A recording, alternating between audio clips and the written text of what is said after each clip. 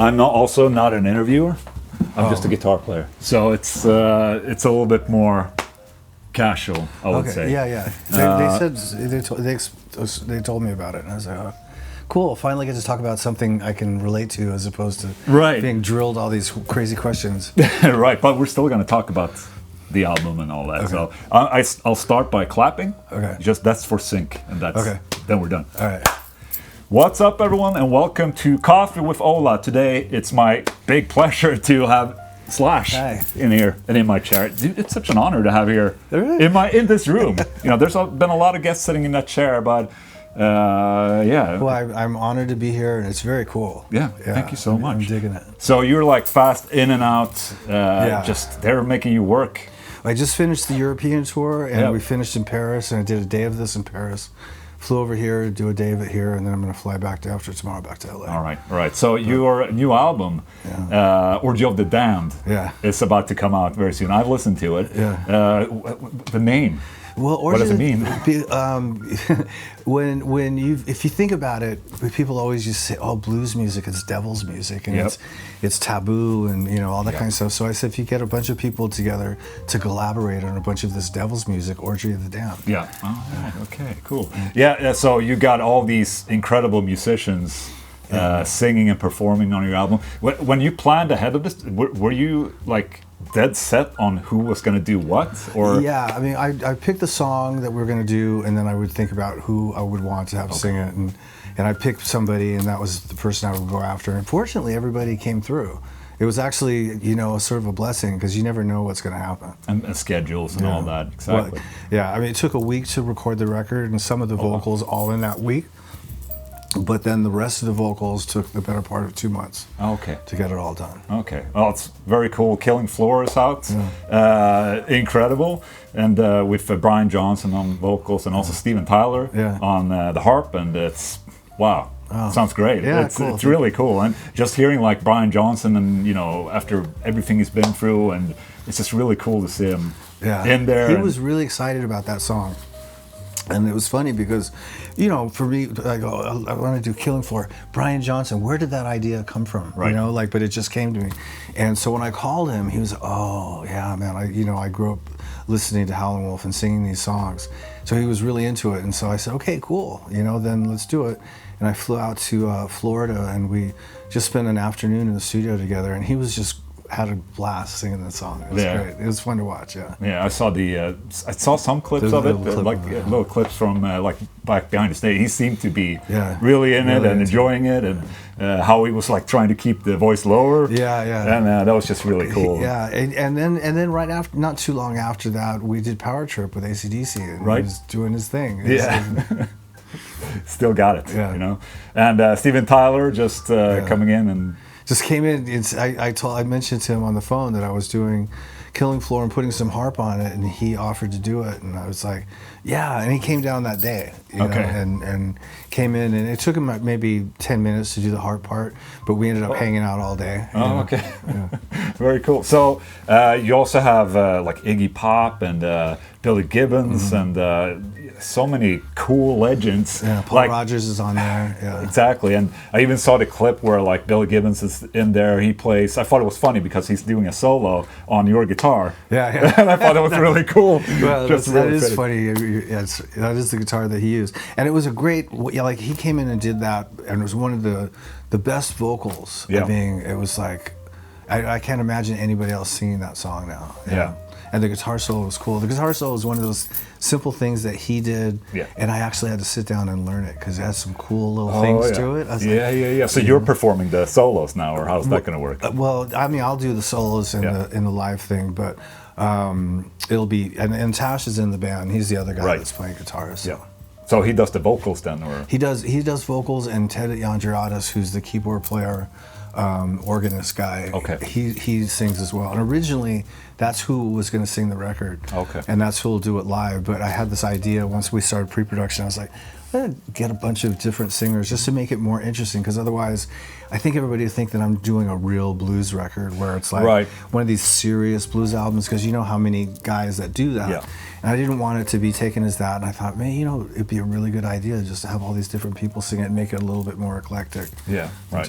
Well, it sounds like it's more like a, I wouldn't say a tribute album, but it seems like it's more of a, you know, like a tribute to your your albums from the past. Like. Yeah, no, that's exactly. I couldn't have put it better myself. It's just a bunch of songs that I grew up listening to that had an influence and an impact on me, and that's all it is my interpretation of those songs the way I, you know, just for the fun of it. Right. You know, wow. So I didn't want it to be taken too serious. Going into like nerdier questions about guitars and gear and all that, obviously, you know, Gibson guitars and the Les Paul. I would imagine that you have a lot of guitars. But is there like a go-to guitar that you're like, this is the one I start writing on? For me, I'm very interested in how people start writing music, or like what different guitars comes out of different guitars. Yeah, no, it's a good point. For this kind of thing, the go-to record that I always record with, and I mean not go-to record, go-to guitar that I always record with, I didn't use on this record, which is this handmade Derrig replica. I had I just pulled out a bunch of vintage guitars and a bunch of vintage combo amps. Okay. And ended up using a 63 335 for a lot of the record, and then a couple different Les Pauls, and believe it or not, a Strat and a Telly. Oh yeah, nice. So that was basically it. They're all basically older guitars, and then I had a bunch of different combos, Fenders and Marshalls and Voxes and this and that. But I had a Magnatone combo that Billy Gibbons gave me years ago, and I'd never heard it before. So I just brought it down there, and I would set up in the morning, afternoon, whatever, and listen to each one with a particular guitar, trying to figure out what I was going to use for that song. Right. And I invariably would go back to the Magnatone. I used it for the whole pre-production and the whole record.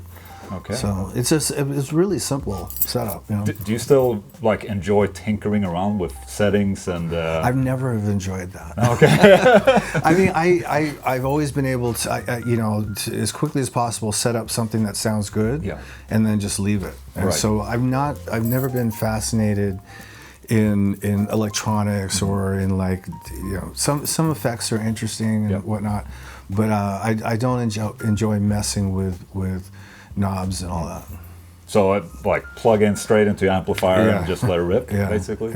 Yeah. If I may ask about Velvet Revolver, is there gonna anything happen with that? Because I heard something that, even though you need to find, there needs to be a singer, but it's not necessarily like it's on hold a little bit. Well, no. So Velvet Revolver, when Scott was ousted from that, we toyed with the idea of maybe getting a replacement singer and continuing on. So Matt and Duff really in earnest auditioned a few different people, and we wrote a bunch of songs. But I think as soon as it ended with Scott, it ended with me. Yeah. Okay. Because the Velvet was a really hard band. Yeah. We went through a lot in that band, and Scott was very difficult, and I just couldn't see anybody coming in necessarily to replace him. But I did go through the process a little bit, and then nothing came out of it, and so I just sort of moved on. That kind of justifies. So there's no interest in bringing it back at this point. So your main focus is just gonna do your own. Yeah. Well, I'm back in Guns N' Roses, so I want to get a new Guns record done. Yeah. I've got the Conspirators, which I just finished a tour with, and so I'm going to start a new record with them after the tour. And with Miles, then? Yeah. Okay. So I'm pretty busy. Oh damn! So how did you what did you do when the pandemic happened? I got pretty prolific. Okay. I mean, because I was like, fuck, all right. So I worked on demos for the last Conspirators record that we put out actually during COVID. Okay. We were just talking about that, how we were in the studio in Nashville and everybody got sick. Oh wow. So it is a genuine COVID record. Oh wow. Anyway, so there was that. I did some little sessions. Guitar things. I did some stuff with Tom Morello. I did some other interesting sort of recordings, and then I produced a horror movie called The Breach. That's right. Which came out, and I did the scoring for that. Yeah. So I had a lot going on all throughout the pandemic, and also finished up some of the Axl songs that he had left over from the last Chinese Democracy record that we wanted to revamp. So I did some recording for that stuff as well. All right. So I think I heard somewhere else that you're a big fan of horror music in general. Like, what's your favorites? Well, we opened the set before, our introduction is Ennio Morricone's The Thing. Right. Yeah. A lot of the scoring guys, I mean, a lot of the great ones, they're not necessarily horror guys. They're just really great composers. Yeah. But there's some great movies, like some of the old stuff from the 50s. The Creature was a great one. The Fly was great. It's not really a horror movie, but it's sort of slightly thriller kind of thing. But I thought was great was the soundtrack for the latest Joker movie. Oh yeah. It was really, really good. And there's a bunch of them. A lot of what's his face? Randy. What the fuck? What's Elfman? Danny Elfman. Danny Elfman, exactly. Yeah, I mean he's really original and great. So I listen to sometimes drive around in my car and just listen to soundtracks all day. All right. Do you let that inspire you then? I would say it's inspiring, but it's not. Very rarely is it inspiring in terms of writing something for a band. Okay. But it's great when you're working in this, because composing for, like, I'm doing music for a show right now, and it's a whole different part of your brain that's working than when you're writing for a band. And it's interesting. I think one of the reasons I love it is because I never tap into that if I'm thinking about a band. But sometimes if you can make one go to the other side, it can be really interesting. What type of show is this? It's a thriller it's a crime thriller called The Crow Girl. Oh, okay. It's actually a Swedish book. Oh, okay. I'm not sure exactly what year it came out. It's not too long ago, but it's a really great, very dark crime thriller. And so I got a hold of it, and I ended up selling it to Buccaneer, who's producing it now. So they made it from Swedish backdrop to British. Okay. But it's the same story. Okay. So how does that differ then in terms of making the music? Is it longer songs or is it shorter segments or? It's interesting. Do you write towards the script? You write based off the feel of the script and if I'm looking at dailies and whatever that vibe is. Yeah. And it's very pronounced. Like your mind will go in a certain direction. And I basically what I do is I just write a real good section of a theme music for whatever the scene is, and maybe the parts within it, and then I give it to a scoring composer who's actually working on the thing, so he can integrate it in there. Right. So going back a little bit, I wanted to ask you a thing about guitar gear again, because that's mainly my channel is about guitar gear. Yeah. And how are you? I probably seem pretty dull to you. No. But I had a question. Like, have you tried any of the newer? I mean, we're in a very weird era right now where there's a lot of new guitar technology happening. I know. And amplifiers are getting a little bit more less used, I would say, by the current generation of younger guitar players that never played an amplifier. They play plugins and frac the left, like Axe effects and like have you tapped into any of that? I have a little bit. Okay, so the fractal thing, I haven't had any reason to go there yet, but plugins I use all the time because in the studio, when you're doing stuff that doesn't necessarily have to be the Marshall sound or whatever, you can get really interesting sounds from plugins and do a lot of unique things. And I write music for this thing called Halloween Horror Nights in Hollywood. Okay.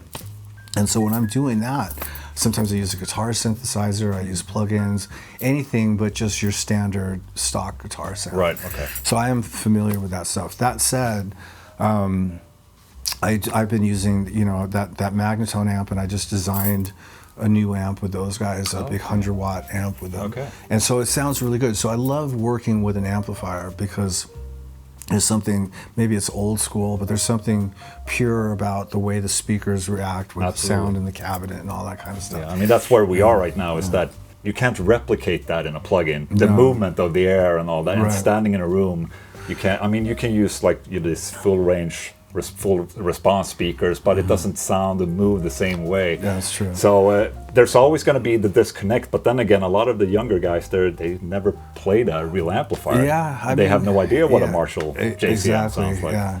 And I mean, you know, in this, a funny thing about the amplifier is like live. So I'm using amps and all that, but then live I'm using also in-ear monitors. Yes. Okay. And that changes the whole thing, and I can't stand them. But I use them because I mean, especially with singers and all that kind of stuff, it works for everybody. It's very convenient. Right. So you're working with a sound that isn't necessarily real. No. And it's really hard for me. And playing wise, you're searching and searching. Do you feel that it's very harsh sounding? Like, well, it's so direct. I've been tweaking them like crazy. Yeah. So I've been working with Jerry Harvey to make them so that they're a little bit more pleasing tone-wise to the ear. Because the first ones I heard, I said, how can anybody use these? It's awful. It is awful. You know? And it's also a very terrible way of hearing yourself. It doesn't give you confidence. It's very direct. It's very brittle, and you can mix and you can do. I mean, I'm doing it. But like I had a show the other night in Paris, just the other night, and my ears went out. Oh. And so then I pulled them out, and I thought I'd listen to the house, but the house was too out front. Yeah. So I did an entire. This happened during a song. It's called. What's it called? Wicked Stone, right? Mm-hmm. So there's an extended guitar solo. Yeah. So I'm at the front of the solo and this happens, and I'm like, I can't stop. Yeah. So I played the whole rest of the song, not being able to hear and just and hear any bends. And this is just going off my imagination of what it sounds like in my head. So that was an in-ear thing, and I was like, fuck, I hate these things, but they're a necessary evil. Anyway, but the reason I brought it up is because you're talking about, you know, having how your amps work, and then you're using in-ears. It almost defeats the purpose. Yeah. You know, even though what the people are hearing out front is genuinely coming off of a microphone in front of cabinets, what you're playing to is something else entirely.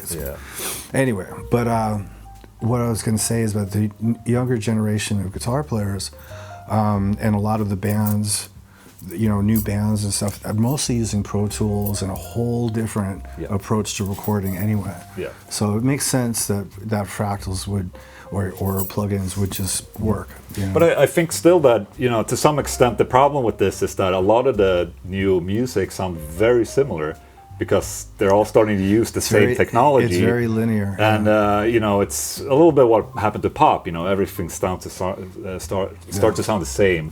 And with a real amplifier and, you know, a mic or a set of microphones, it still keeps it a little bit more real sounding. Yeah, and you can mess with it to make it a little bit more unique. Even though it might be the same brand amp and the same brand guitar, you can change some stuff around. So in between songs for this album, for instance, like, do you take a new approach for every single song, or do the producer like, oh, let's try this and shove a microphone a little bit off, or? You know, no, we just switch guitars. Oh, okay. Okay. I mean, because there's a lot of tonal differences on the record, and like I said, some of it was that 335, right? Then I had a 59 Les Paul that sounds a certain way, and I have a 58 that sounds a certain way, and you can definitely tell the difference between the two. And then I had a gold top, which is different than those. And then, you know, and then using a Tele and a Strat, that's a whole different trip. So it was really switching guitars, not amps, and not any kind of outboard stuff or stuff in the console. Okay, because I'm thinking like, okay, a Tele and a Strat, you still need to tweak a little bit. Otherwise it's going to be on the amp. I mean, all things considered, I really didn't mess with it much at all. For the Tele, I did. Yeah, I did turn the bass up. Yeah, but you know, other than that, pretty much everything just sort of stayed the same. All right. Oh, cool. So I have one last question. What do you listen to nowadays? Oh shit, all kinds of shit. I mean, okay, so I obviously have been listening to a lot of blues as of lately, but mostly old blues. But there's a lot of great new stuff that's out there. I mean, Derek Trucks isn't new anymore, but still really brilliant. There's a guy I always mention because he's really good, named Chris Buck, who I'm friends with. That's, you know, he puts stuff on Instagram and it's really awesome. There's a lot of players all around. So a lot of them I don't even know their names, but they're fucking mind blowing. Right. You know. On Instagram. It's like social media has opened up a whole new world of players out there. But as far as bands are concerned, you know, mostly stuff that I've been listening to are older bands with new records. You know, AC/DC's had a new record that was really good. Queens of the Stone Age has got a new record. Love Gojira is great. New Metallica is fucking amazing. You know, so there's a lot of new stuff in that vein. And then as far as new bands are concerned, You know, it's sort of. I think Dirty Honey was pretty cool. You know, I think that was a really good new rock band that sort of has that old school style that's actually pretty genuine. I'm trying to think if there's anything else that I'm forgetting that's come across my thing, but any metal bands in particular, other than Gojira? Not new ones, no. Not that I can think of. But old ones then? Yeah, well, the old ones still. Gojira's one, Metallica's one, and the last Megadeth record was cool.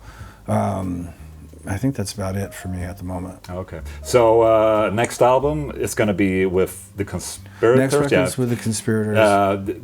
Do you have any more plans to do anything similar to like this tribute album, or do you feel like you can just leave it now? Well, it hasn't even come out yet, so it's sort of, I'm gonna tour on it, like I said, and it's a festival, so I'm playing with all these different blues artists for the festival, and it's sort of a new territory for me. But if it goes well, I'd like to do something like that every year. If I was going to do another blues record, though, I would probably do something original material, or maybe half and half, or something like that. But I'm not even really thinking about it seriously at this point. Right. It's too far in advance. Do you feel a little bit nervous to enter this new era a little bit? Well, I just know that, like, okay, so I was talking to Teddy and Tash yesterday about I have a little small acoustic in-store thing that's happening later this month. Like putting the songs together, and I'm like, yeah, and it's gonna be on acoustic. Okay, so it's sort of like I'm a little anxious about how that's supposed to go, what songs we're gonna pick. But for the actual show, we're talking 2 hours of doing mostly covers and putting together a set, and then just flying by the seat of our pants. So it's gonna be fun. Wow, awesome. Dude, thank you so much for coming here, sitting in my chair. Great talking. Would I normally be sitting there? No. Oh, okay. No, this is perfect. It's perfect like it is. This is your chair. Yeah, this is my chair. Yeah, they're both your chairs. Yes, exactly. Thank you so much for tuning in, and good luck later tonight. All right, cheers. All right, awesome. Thanks. That's it. Thank you. Yeah. Easy. Yeah, I know, that was fun.